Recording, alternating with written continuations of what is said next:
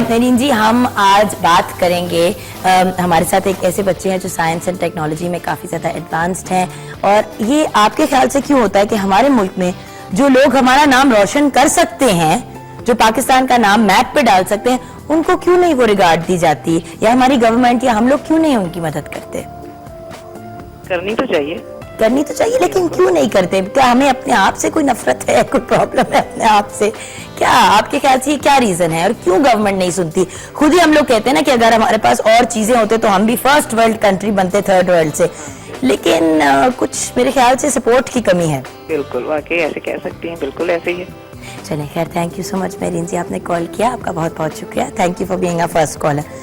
आज जो हमारे साथ मेहमान हैं उनके ऊपर बहुत ज़्यादा इन्फॉर्मेशन है मेरे पास, और अगर मैंने खुद आपको बताना शुरू किया तो शायद हम आज सारा प्रोग्राम इसी बात में निकल जाएगा, लेकिन कुछ उनके बारे में मैं आपको इन्फॉर्मेशन ज़रूर बताऊंगी। नाम है उनका वकार कुरैशी, 21 साल के हैं, एक छोटी बहन है, उनके फादर जो है वो इंजीनियर हैं और मदर हाउसवाइफ है।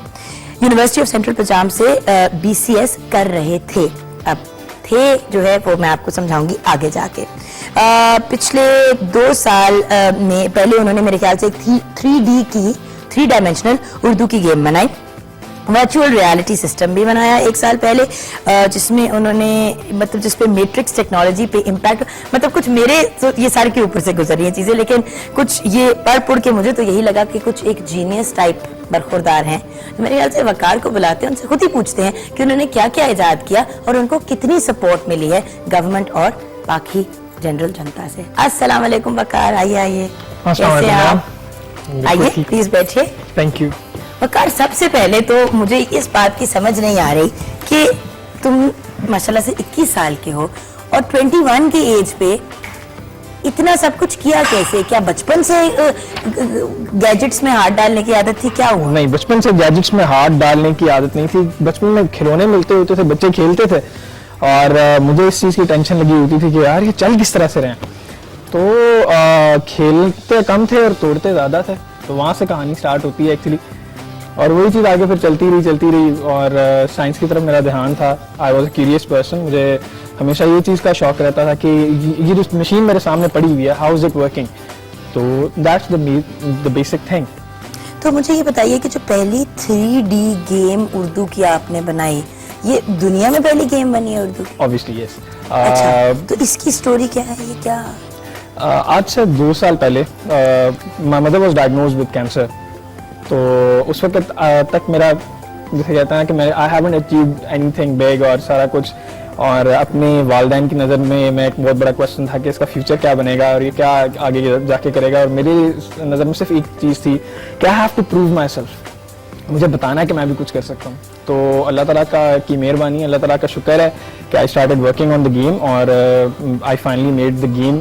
वक्त के नाम से गेम है 3D, और which is actually world's first Urdu 3D game.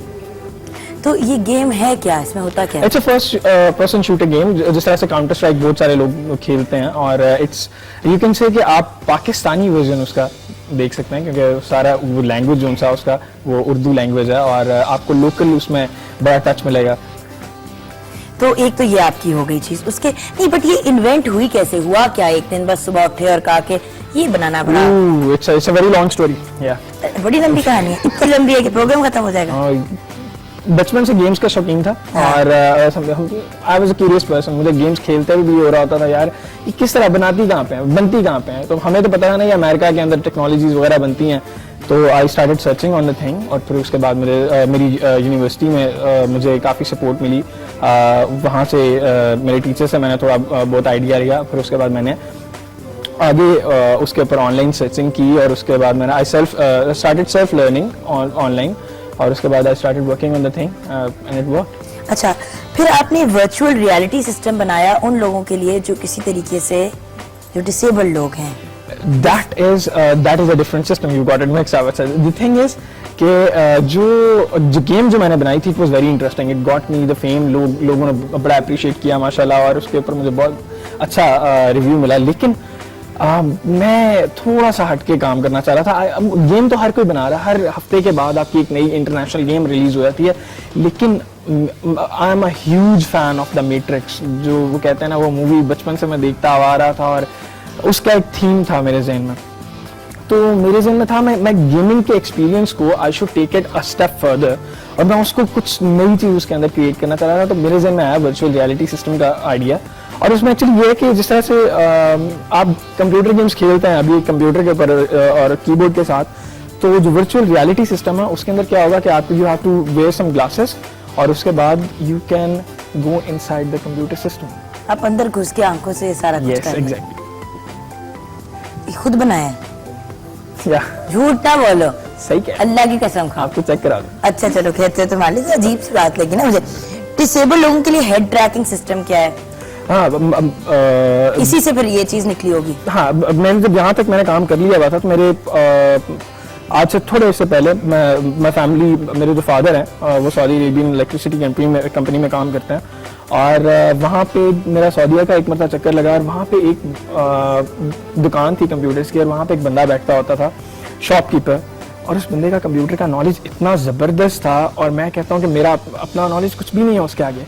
लेकिन you know the sad story is उस बंदे के हाथ नहीं थे और उसका इतना नॉलेज उसके किसी काम का नहीं था। तो मेरे जहन में था यार कि ऐसे लोग जो कि कंप्यूटर सिस्टम को यानी कि जिनके पास नॉलेज इतना सारा है लेकिन वो इस्तेमाल नहीं कर सकते, तो उनके लिए भी तो कोई चीज़ होनी चाहिए ना आज की टेक्नोलॉजी। तो ये नॉन टच इंटरफेस सिस्टम था? ये जो मैंने सिस्टम उनके लिए बनाया था वो बना था हेड ट्रैकिंग सिस्टम। उसके लिए आपको कंप्यूटर यूज करने के लिए हाथ से इस्तेमाल करने की जरूरत नहीं। 2 साल में तुमने कितना कुछ बना लिया। लोग तो कोशिश करते हैं कि जिंदगी में पूरी गुजर जाती है तो कुछ एक चीज इजाद होती है, तो कुछ आप 150 चीजें बनाने के चक्रों में। अल्लाह ताला का लाख लाख शुक्र है कि मेरा अपना कुछ भी नहीं है। आइडिया तो बैठे बैठे आ जाता है। आप खाना खा रहे होते हो, आपके जहन में कोई आइडिया है, तो आप कुछ भी कर रहे होते हो, तो इट्स नॉट माई थिंग। अल्लाह ताला की मेहरबानी है, अल्लाह ताला का शुक्र है कि आई गेट दीज इनोवेशंस। आमद होती है जो म्यूजिक में आमद होती है, आपको आमद होती है। अच्छा, अब मजीद और क्या बनाया आपने इसके बाद? अच्छा, इसके बाद आई started working on minority report, एक फिल्म थी टॉम क्रूज की। हाँ। और उसके अंदर वो बड़ा वैसे ऐसे करके बहुत ही बेले इंसान हो, फिल्में ही देखते हो, सारा दिन फिल्में देखते हो। मैं I am a huge fan of films वाकई में। तो फिल्म्स से मुझे बड़ी इंस्पिरेशन मिलती है और उस टाइम के ऊपर मैं वो फिल्म देख के, जैसे कि मैंने कंप्यूटर बंद, क्या कहते हैं, प्लेयर बंद किया, तो मैंने साथ ही उसका गूगल खोला और मैंने सर्च किया कि यार ये टेक्नोलॉजी कहाँ पे बनी हुई है। और जब मुझे पता ये चला कि वो टेक्नोलॉजी आज तक बनी नहीं है, and I was very mesmerised. यार इन्होंने दिखा तो दिया, आइडिया भी इतना फिट है, आज तक बनी नहीं हुई। 2050 का टाइम उन्होंने दिखाया हुआ था कि उनके 2050 में जाके वो चीज़ आएगी। मेरे जहन में एक आइडिया आया कि 2010 में क्यों ना बना लो। मेरे मन में एक आइडिया है कि यार अगर ये मैं इसको इस तरीके से काम करूं तो शायद ये चीज़ बन जाए। मेरे दोस्तों ने मुझे कहा यार तू अपना टाइम वेस्ट कर रहा है, मेरी टीचर्स ने मुझसे कहा यार कि चल ठीक है ट्राई कर ले, कुछ होना तो है नहीं तेरे से। तो मैंने बनाया, उस काम स्टार्ट किया और अल्लाह ताला का लाख लाख शुक्र है कि आज दुनिया का सबसे लेटेस्ट तरीन interface system I have invented that. ठीक है, ये तो है कि आपने किया क्या। सही। ब्रेक के बाद पता चलेगा कि इनका सब कुछ करने का इनको मिला क्या। मिलते हैं ब्रेक के बाद।